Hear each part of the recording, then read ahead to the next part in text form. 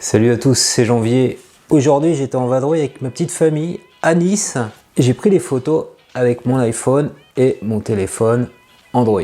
Dans cette vidéo, je te propose de voir ensemble comment réussir tes photos, que ce soit des photos de portraits, de paysages, des photos que tu aurais tournées en plein jour ou de nuit. Je vais te donner 10 astuces de photographe qui vont te permettre d'arriver à réaliser de belles photos quel que soit ton téléphone. Premier conseil, c'est vraiment un conseil de base, c'est nettoie comme ceci, voilà, l'objectif de ton téléphone, parce que le téléphone que tu vois ici, il est souvent dans la poche, et dans la poche, on accumule les poussières, et donc je nettoie, voilà, c'est propre, c'est nickel. Deuxième conseil, c'est tiens bien ton smartphone, donc faut bien le tenir comme ça avec les deux mains, parce que si tu le tiens avec une seule main, bah, il va bouger. Alors les coudes, tant qu'à faire, bien proche des bras, parce que si c'est comme ça, bah, t'es pas très stable, ça peut partir. On essaie de pas avoir de doigt sur l'objectif ici, tu vois, c'est un peu les photos ratées, il y a un doigt sur la photo, ça va pas le faire. Que ce soit sur iPhone ou Android, on peut appuyer sur le bouton volume haut ou volume bas, donc on va le faire,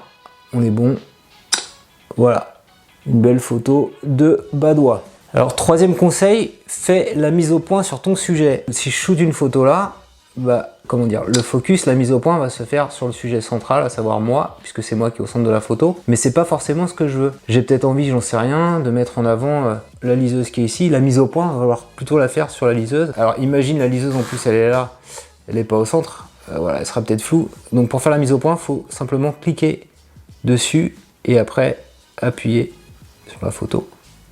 Si la mise au point, je vais le faire, je sais pas moi, sur le petit cactus qui est là-bas, pareil, j'appuie dessus.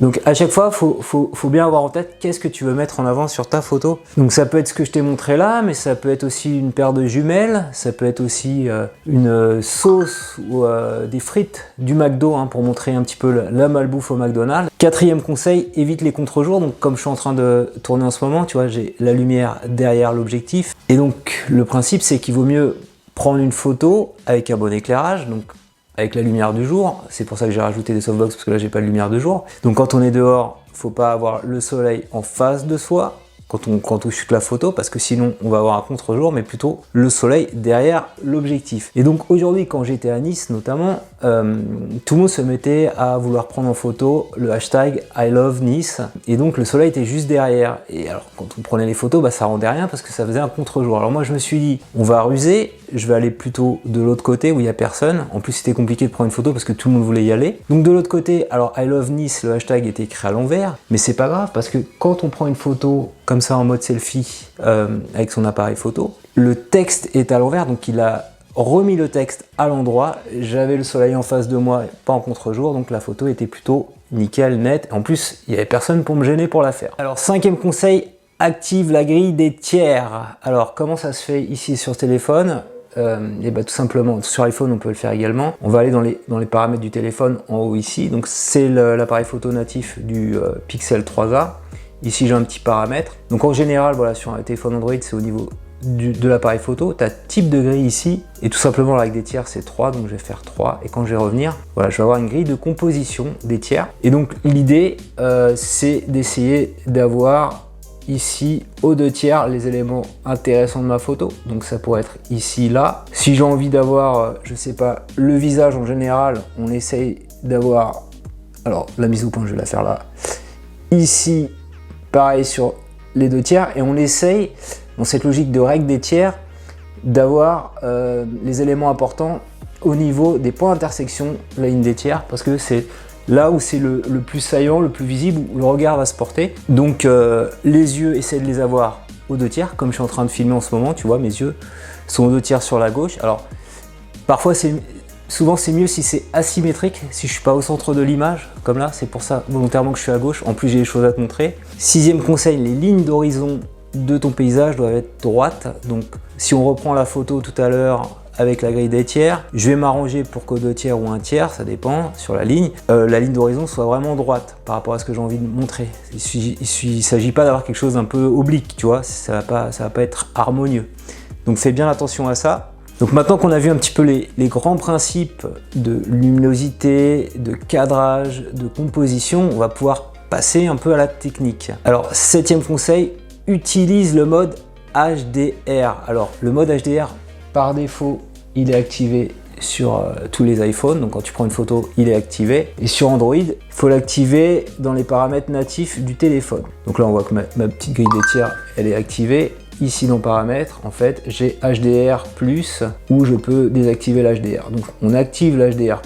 Alors le principe de l'HDR+, en fait, quels que soient les appareils photo, les téléphones, il faut bien voir que quand on prend une photo, il y a des éléments qui vont être plus lumineux, d'autres éléments qui vont être plus sombres. Si on prend par exemple le ciel, il va avoir tendance à être lumineux. Si on prend le sol, il peut y avoir des éléments qui sont plus sombres que d'autres parce qu'il y a de l'ombre. Voilà. Et donc l'idée du HDR, de prendre 3 photos en fait, une qui va être surexposé, où il va y avoir beaucoup de lumière, de sorte que tout ce qui est ombré soit visible, mais par contre le ciel sera moins visible. Une qui va être sous-exposée, donc plus sombre, donc comme ça les nuages dans le ciel qu'on ne voyait pas en surexposé, on va les voir parce qu'on a besoin de moins de lumière pour montrer les nuages. Et enfin il y a la troisième photo, c'est une image normale qui n'a pas de surexposition ou de sous-exposition. On les rassemble tous les trois ensemble, donc les appareils photo font ça, et à la fin ça te fait une image qui a un éclairage uniforme partout sur la photo et qui est sympa à regarder. Voilà, tu ne trouves pas ça sur ton téléphone Android. Tu peux utiliser l'application gratuite Open Camera, et également il y a une application payante qui s'appelle ProShot qui permet de faire ça, de faire un petit réglage HDR.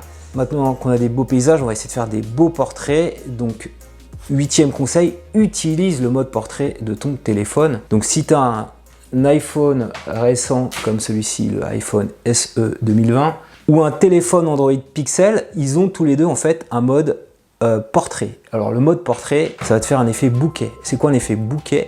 C'est-à-dire que ton image qui est au premier plan va être très nette et autour tu vas avoir un arrière-plan qui va être flou. Et donc ça c'est super agréable pour l'œil, ça fait quelque chose de très professionnel. Je vais sur mon appareil photo, je bascule, donc alors là je tourne la caméra pour qu'on me filme, voilà. Je bascule en mode portrait, voilà.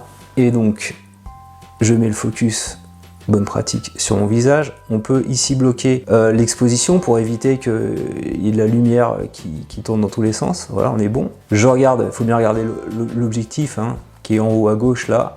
Je fais un petit sourire. C'est plutôt sympa. Il y a un petit flou, on voit pas ce qui est derrière, on voit moi. Je suis le centre de l'attention.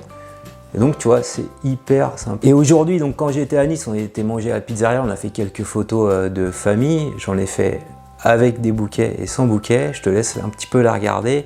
Et franchement, il n'y a pas photo. Celles qui sont avec l'effet de flou d'arrière-plan sont quand même plus sympas, font plus professionnel. Donc si pareil, t'as pas un téléphone Android Pixel ou un iPhone récent, ce que tu peux faire, alors pour les téléphones Android, très facilement, ils ont mis à disposition Google leur caméra hein, qui permet de faire ça, Google Caméra. Alors c'est la 2.5, il faut trouver l'APK. L'APK c'est les systèmes de fichiers Android pour installer les applications. Donc il était distribué sur des vieilles versions Android depuis Android 9. Et donc je t'ai fait un petit tuto qui t'explique comment récupérer, que tu peux consulter ici, comment récupérer un APK. Alors au pire, si voilà, c'est un peu trop geeky, ou si tu as un vieil iPhone, ce que tu peux faire, c'est installer l'application Lensa, voilà, Lensa de Prisma qui faisait des effets photos sympas. Ils te font exactement le même effet. Il y a également Photoroom qui faisait ça, où j'avais fait une petite vidéo rapide la dernière fois. L'effet bokeh, il te crée le flou d'arrière-plan, tu peux régler, tu peux même améliorer le visage. Alors, 9e conseil, tu peux également utiliser le mode nuit quand tu es dans le noir le plus total. Encore une fois, c'est les fonctionnalités sur les téléphones récents, donc Pixel ou le dernier. Alors le SE 2020 l'a pas, le mode nuit, mais les derniers iPhones qui sont sortis avant l'ont. Tu peux faire des photographies dans le noir. On va pouvoir voir notamment des ciels étoilés. Alors ce qu'on va faire, c'est qu'on va le faire tout de suite ici. Donc voilà, le téléphone est stabilisé et il a détecté astrophotographie activée. On voit pas très bien là, c'est pas net du tout. Et d'ailleurs c'est très sombre là, les arbres. Et donc ça va être éclairé après la photo, donc j'appuie là. Tu vois que c'est stabilisé, le téléphone il bouge plus. J'appuie. Et là ça prend un peu de temps. Faut pas bouger pendant 55 secondes, ça prend une bonne minute. Hein. Donc là on voit un premier rendu, on voit l'arbre. On commence à voir des petites étoiles qui se dessinent. Et voilà, c'est fini. Et donc normalement le résultat est là. Alors le problème c'est qu'il y a un petit nuage, mais c'était, tu vois, là il fait vraiment nuit, là c'est, si je zoome c'est très net. On voit l'étoile ici. Bon, t'as vu un petit peu le mode nuit, ça aurait été plus sympa avec des étoiles. Et donc on l'avait fait avec Moondor06. Je t'invite à la regarder, la petite vidéo qu'on a fait ensemble.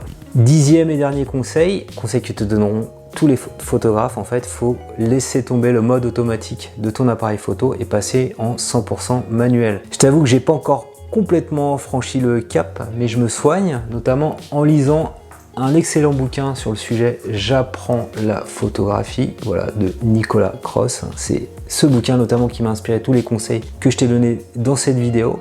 Donc lis-le, parce que maîtriser la technique c'est quand même bien mieux qu'avoir le dernier iPhone 13 dernier cri. Et si cette vidéo t'a plu, je compte sur toi pour mettre un petit pouce levé et abonne-toi à ma chaîne YouTube pour recevoir chaque semaine un nouveau tutoriel.